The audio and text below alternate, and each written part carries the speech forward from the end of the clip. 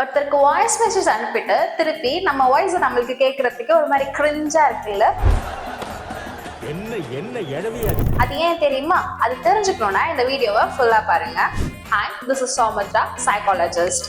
அது ஏன் அப்படின்னா, நம்ம ஒரு விஷயத்தை கேட்குறப்ப நம்மளுக்கு ரெண்டு விதமா அதை இன்டர்பிரட் பண்ணும். ஒன்று ஏர் மூலியமா, இன்னொன்று நம்ம பிரெயினுக்குள்ள நடக்கிற வைப்ரேஷன் மூலியமா.